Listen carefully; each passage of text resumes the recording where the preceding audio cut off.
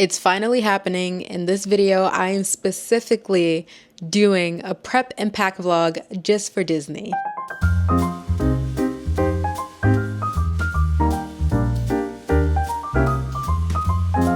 But I will express that Lightning Lane Multipass is again a full-time job.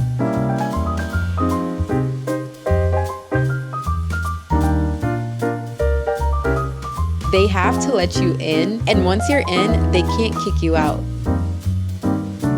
Hi everyone, welcome back to my YouTube channel. My name is Ashley Massey, and in today's video, I am going to be prepping and packing for Disney World as I leave tomorrow, but I'm also going to share with you a whole bunch of tips on how to book and enjoy your Disney vacation. If you're new to my channel, I am a Disney adult through and through. I love Disney parks. I've only been to the parks in Florida and California. I haven't visited any of the others. Tokyo is on my list. I also want to visit Paris. I think there's a park in Shanghai, Hong Kong. I still have to get around and visit the other parks, but for now, we are going to Disney World, back to Florida tomorrow, and I'm not packed. My suitcase is on my bed for the packing portion of this video. I will timestamp this video so you'll know which section is for what. I am going to start with the booking details, the lightning lanes, how to enjoy Disney World if you're not staying on property, the perks that comes with staying on property. I will be staying on property for the first time out of my own pocket for this trip. I believe this will be my 9th trip to Disney parks, and Disney themselves hosted me on 2 of those trips. I pretty much learn things every time I go, and I feel like now I could be a Disney vacation booking expert. Honestly, that's how I feel. I feel like I got the whole system down pat, and after this trip, I might just buy an annual pass because it seems like I'm always there. And also it's my happy place, so I'd rather be nowhere else. I hope you enjoy watching this video. If you do, please leave it with a thumbs up and subscribe to my channel if you want to see more of my content. I feel like this is the first Disney official prep video that I'm doing other than a Disney vlog, which I am very excited about, but I mostly post natural hair and lifestyle content. If you do want to see more Disney videos from me, please let me know. If you can't tell, I'm so excited, and without further ado, let's get into the video. The first thing that I want to discuss is when to book your Disney vacation and lightning lanes. You can book your Disney park tickets and Disney hotel reservation up to a year and a half in advance. Usually, if you book the hotel, the park ticket will come with it in a bundle. If you didn't know, Disney has a lightning lane system where you can book your lightning lanes up to 7 days in advance if you're staying on Disney property, and up to 3 days in advance if you're not staying on Disney property. There are 3 different types of lightning lanes. There's single lightning lane, multi-pass lightning lane, and premier pass lightning lane, which is fairly new. I believe it's called premier lightning lane. Starting with lightning lane multi-pass, this allows you to book your first 3 lightning lanes for whichever rides you want to skip, and usually they are based in tiers. With the most popular attractions, they're usually categorized in a section, and you can choose 1 ride from that section. With every other ride, you can select 2 from that category. And here's the catch with this. I do want to say that booking lightning lane multi-passes is a full-time job while you're on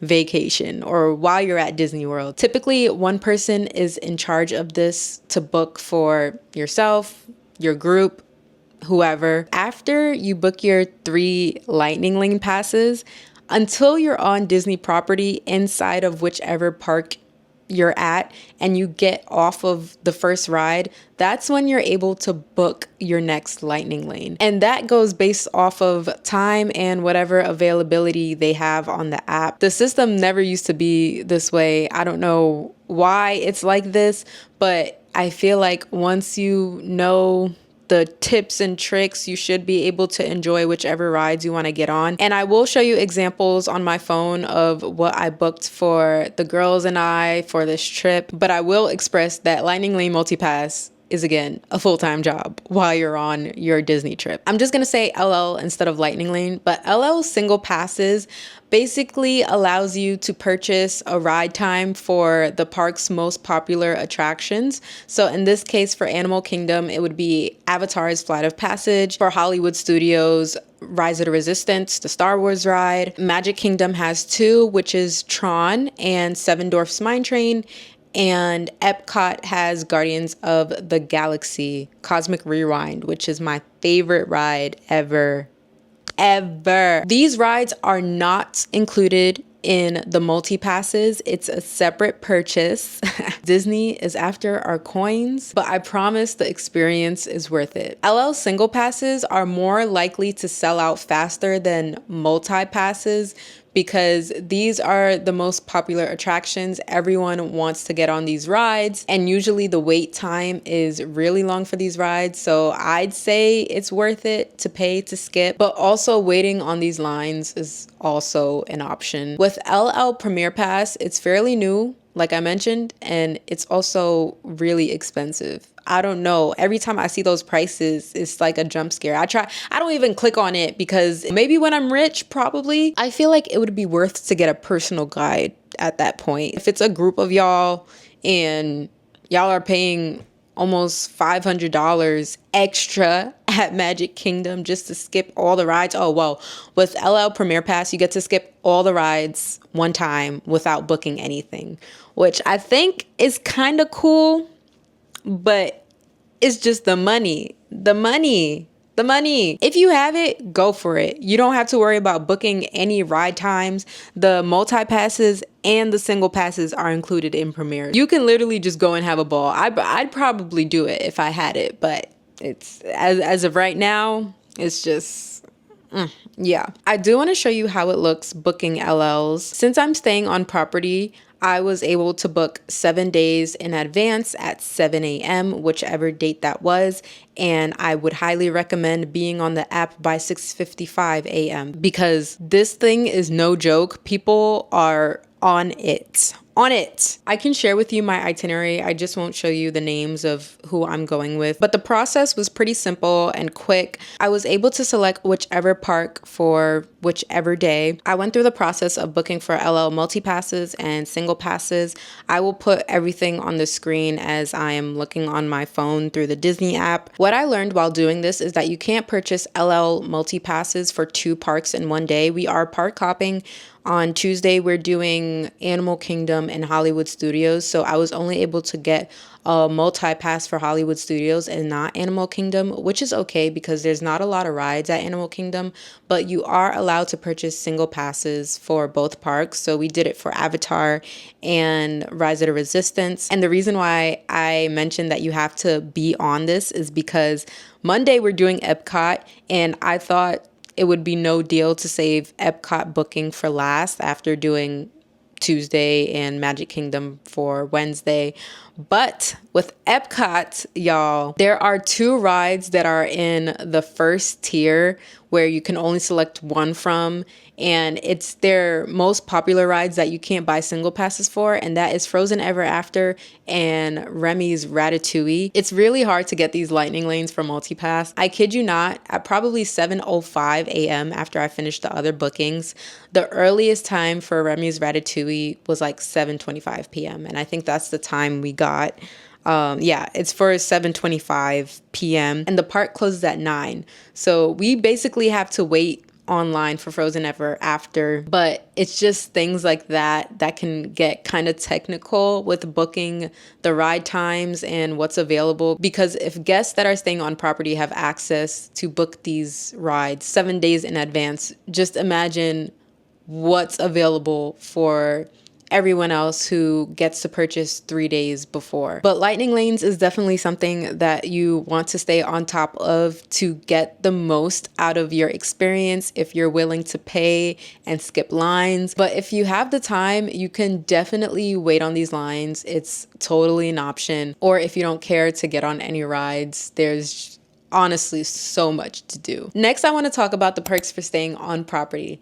Disney World has, I think, over 32 resorts on property. After you pass the golden arc that says welcome to Disney World and you are on property, the land is actually so huge. Let me look up exactly how many resorts are on property. There are 32 resorts on property. That's a lot. Honestly, I can say after being hosted by Disney themselves on property, I feel like it's worth it. And I'm going to share what you can get out of it if you book a resort on Disney property. First things first, this is something that I always mention to people if they consider booking a Disney trip. There's free transportation. They have buses, they have a Skyliner, and they also have the monorail, a ferry. Depending on which resort you stay at, it's mentioned what transportation you can take or what's available on property. But I would go there with no car, literally Uber straight from the airport to Disney World, and once I'm on property, I don't have to worry about driving anywhere. With the transportations, the buses go to the parks, they also go to Disney Springs, and from Disney Springs there's also free transportation where you can take the buses to the resorts.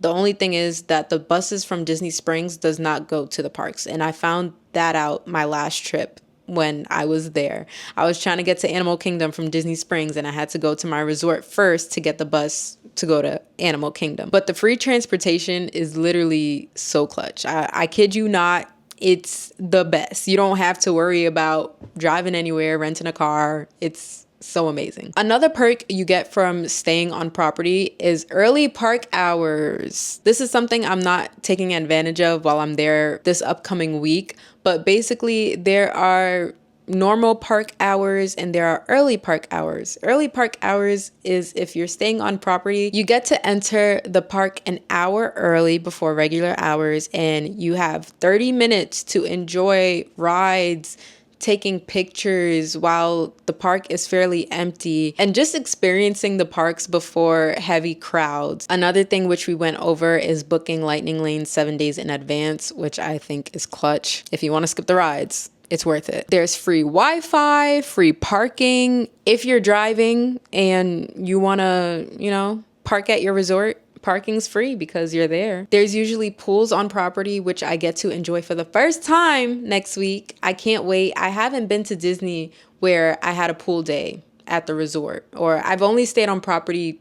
This will be my third time, but I've never seen a pool at my resort, and I know they have. That all the resorts have them. If you're not at the parks and you have time to chill and hang out, you can go to the pool. Oh, and literally, speaking of pool, I don't know how long this promo is running for, but if you're staying on Disney property, the day that you check in, you get to enjoy either or Disney water parks for free. It's included. I'm unfortunately not taking advantage of that, but they have 2 water parks on property, and I've also never visited the water parks, but admission is included if you book on Disney property, and you only get to go that day you check in. I don't know, maybe one day I'll check it out if the promo is still going on, but I think that's really cool. Sometimes you run into characters if you're staying on property. Last time when I was at Coronado Springs, which is where I'm staying at again, I saw Donald randomly in the lobby and he was just walking around taking pictures. I feel like if you don't get to meet these characters at the parks, you can probably see them at the resorts. But I can say if you care for character meet and greets, or if you have kids and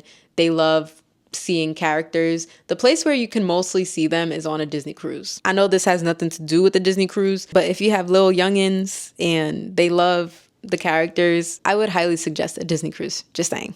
And the last few perks for staying on Disney property is excellent customer service. I've never been treated bad on Disney property. I don't know. Disney is my happy place for a reason. I think I mentioned this in my recent Disney vlog, but when I'm at Disney, I feel like no one could tell me no.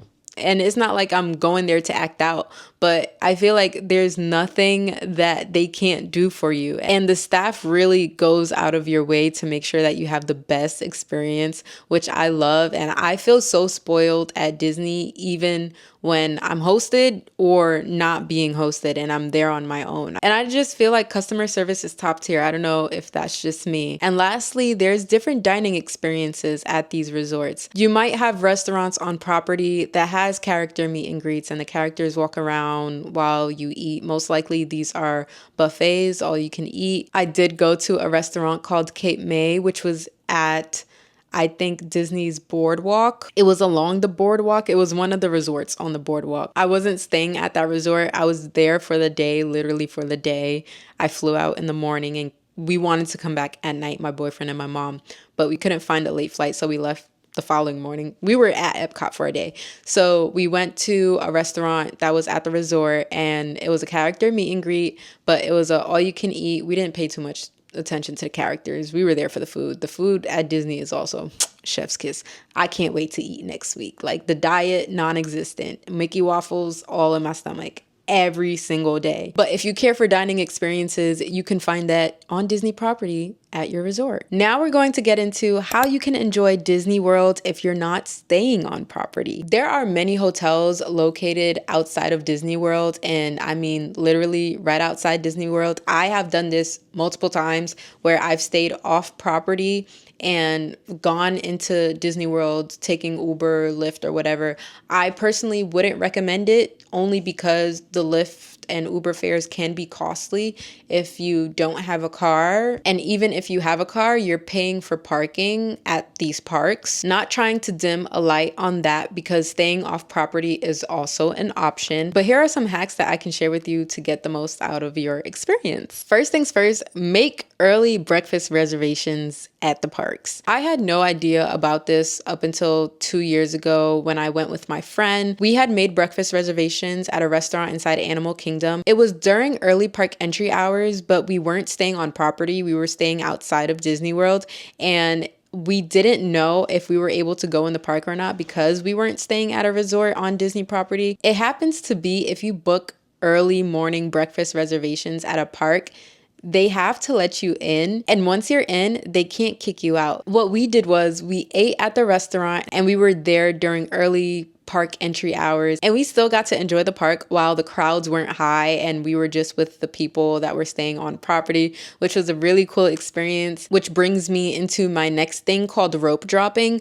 Rope dropping is usually done at Disney World. I hear many stories about it. I've never experienced it for myself. I've seen people rope drop, and it's just so interesting to see. Basically, you would enter the park and stand in front of a rope. It's a large crowd of people, and the rope is usually dropped at a certain time. And once that rope is dropped, you get to go to any ride you want to go to try to beat the long wait times, which I would highly recommend if you have time to rope drop. If you want to be at the parks at 6 a.m., 7 a.m., I don't know what's the exact time to get on whatever ride that is, I'd highly recommend it. I've never heard anything bad about rope dropping. I hear usually the posted wait time is a lot much lower if you're right there at the entrance, if you're one of the first few people in a large group to get on a ride. Also, if you purchase LL for a single pass ride and you want to get on it again,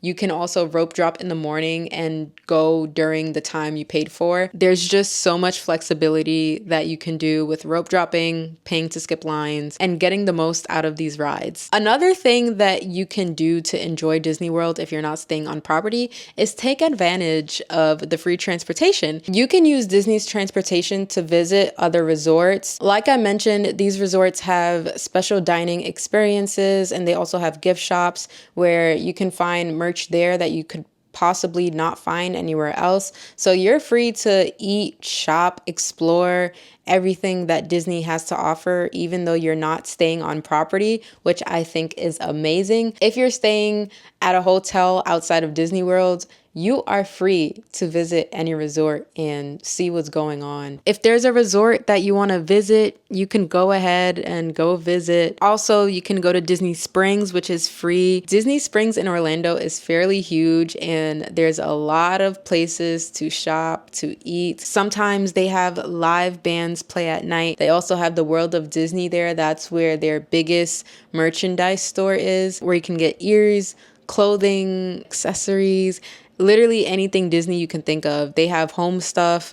That's where I usually like to go the first day of my Disney trip to get whatever I need for the parks. Since I'm staying longer on this trip, we are going back to Disney Springs our last night. We're doing dinner at STK, which is also there, and I've never been. Each time I'm on a Disney trip, there is something new to experience, which is beautiful because it feels like my cup is always overfloweth with the Disney magic that's there. Of course, I don't believe in magic, y'all. God is the only one that will ever do it for me. And because of him, I'm able to enjoy and revisit my happy place on earth. I am extremely thankful for him and everything that he has blessed me with, including my pockets, because Disney is not cheap, okay? Another thing you can do to make the most out of your experience not staying on property is making sure you're on top of booking lightning lanes 3 days in advance. That option is available. You should definitely stay on top of it. I've stayed off property and took advantage of the 3 days in advance bookings,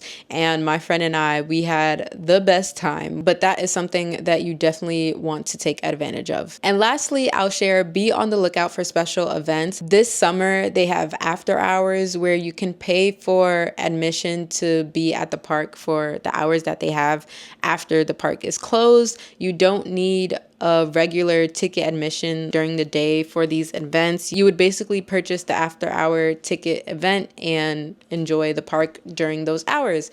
I wish that I can take advantage of that during this trip, but sadly this is based on availability and whatever days they have open. I definitely say be on the lookout for those special events and see what you can do. Usually from what I see online, they are cheaper than a day admission ticket pass. Now we're getting into the fun part, which is packing for my trip and how I usually pack for Disney.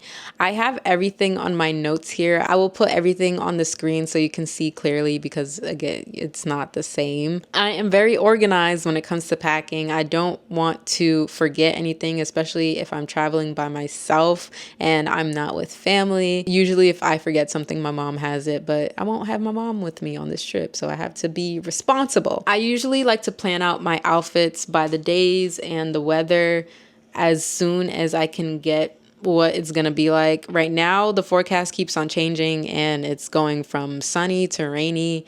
So I have a few things here that I want to pack just so I can be prepared. I also tried on everything earlier and I will show you what each outfit looks like and how I'm planning on styling them. I feel like this is going to be the Disney trip where I look the cutest. I'm finally getting into outfits and dressing up at the parks, not like the characters, but incorporating fashion and just making everything look cute, you know, while I'm at the parks because you can. And I really just want to get into my Disney parks fashion bag, you know what I'm saying? I'm first going to get into my toiletries and skincare. I have to have my shower cap, my bonnet, my retainers, my face cleanser, powder and gel. I use a powder at night and gel in the morning.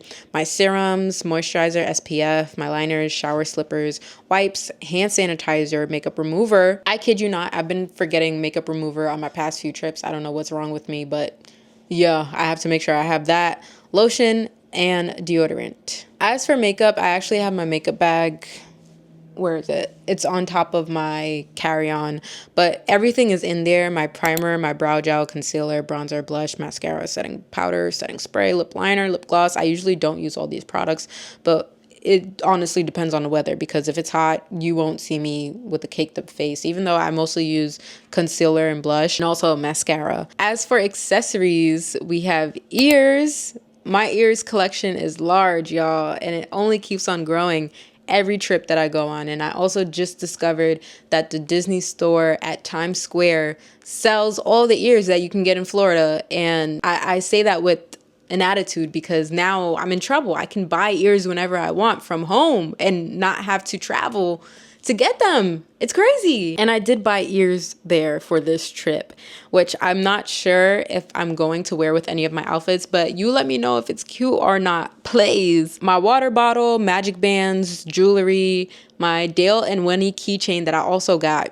from 42nd Street at the Disney store, my shades, my Coach Tabby wristlet, Mickey backpack, which I don't think I'm going to take anymore because I did buy a Bagel bag, and I'm going to show you the comparison in size compared to what I would usually take to Disney. I didn't realize how big the Bagel bag was, and it's the Disney It Girl bag. So glad I bought it. I literally picked it up today for tomorrow. I almost forgot it at Urban Outfitters, but yeah, we have that. My mom's portable fan, which I'm gonna steal from her for this trip. She has a powerful fan and apparently it's gonna be really hot. And a poncho.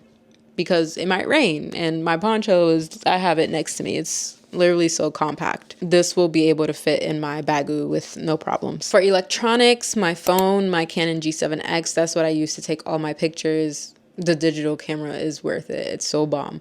My Osmo Pocket, my MacBook Pro, my headphones, and my portable chargers. I need my portable chargers for the parks, especially since I'm the one booking lightning lanes. As I said, LOL, it's a full-time job. Now getting into outfits, the fun part. For Sunday, which is tomorrow, is traveling day in Disney Springs.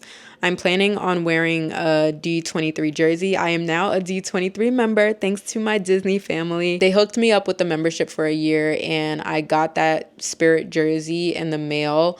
I feel like it's only right to wear it to my Disney trip where they're not sponsoring me. With biker shorts that I got from Uniqlo, I believe last summer, I love them so much because they have pockets. When I tried on the outfit earlier, it was probably the most comfiest fit that I've ever thrown on, and I like to be comfortable when I'm at the airport, so that's definitely what I'm going to wear tomorrow.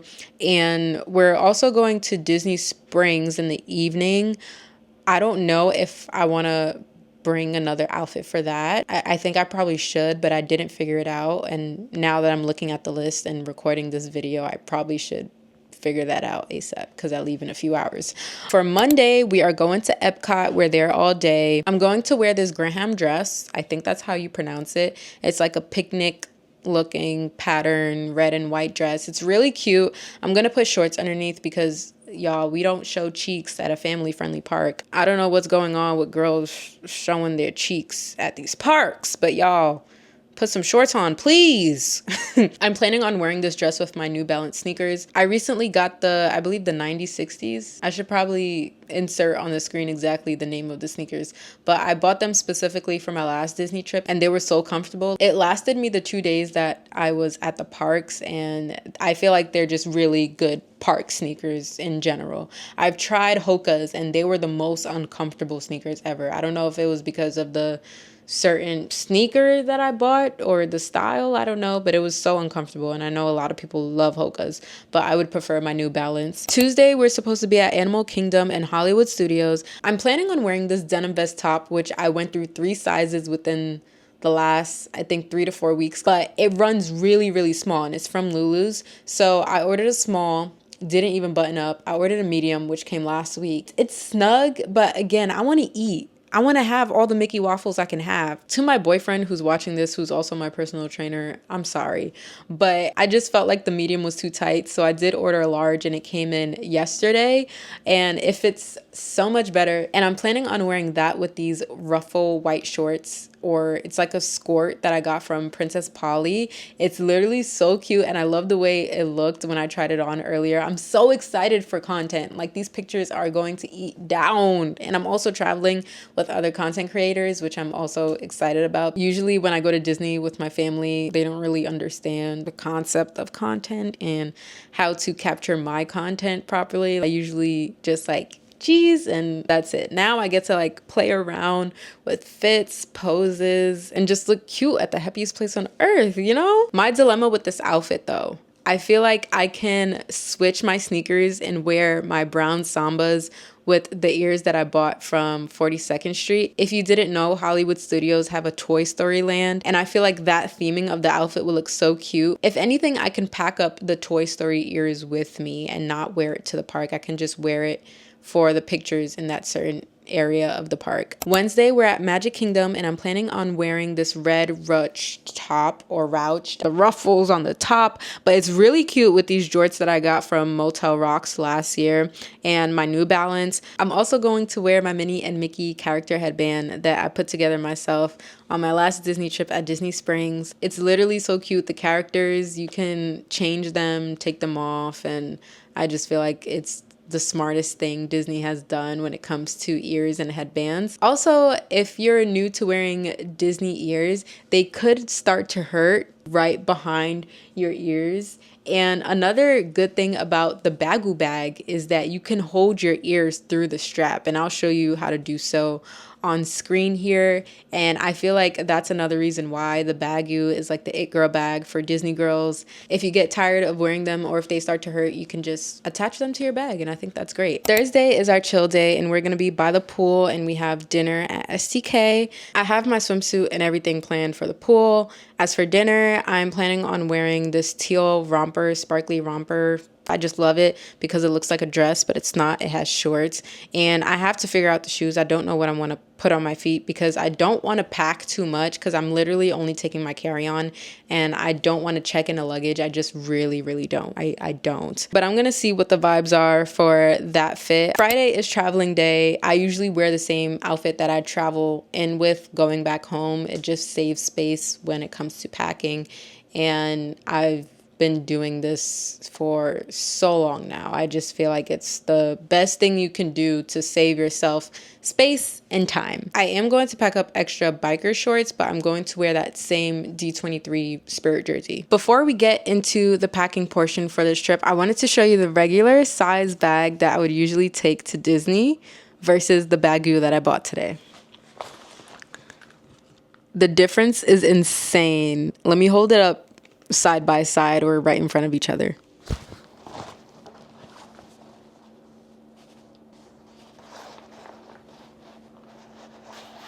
This Bagu bag can also fit my water bottle. It fits so much. There's so much room in here.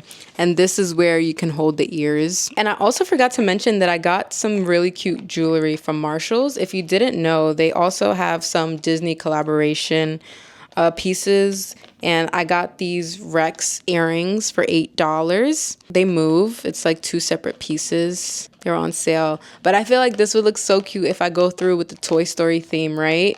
Right. These next 2 pieces have nothing to do with Disney, but I found these cute A bubble earrings for $9.99, and I feel like this would probably go with an outfit or something. And I also found this necklace for $12.99. I just love the colors and find it so pretty.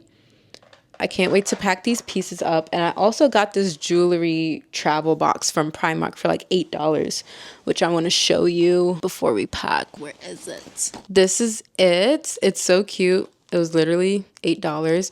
I usually keep the tags on everything until last minute. I don't know if that's a bad habit that I have, but it's like tags stay on my clothes until I wear them. And I usually pack up like these little scissors with me and cut off everything. I'll cut this off before packing it, but this is what the inside looks like. So I can put the earrings here, any necklaces or bracelets on the other side, and there's even a pouch here. I love personalized, customized products that I can use forever. I just find them really adorable and cute. And lastly, I just want to show you my water bottle. My godmother bought this for me. She knows I love going to Disney parks.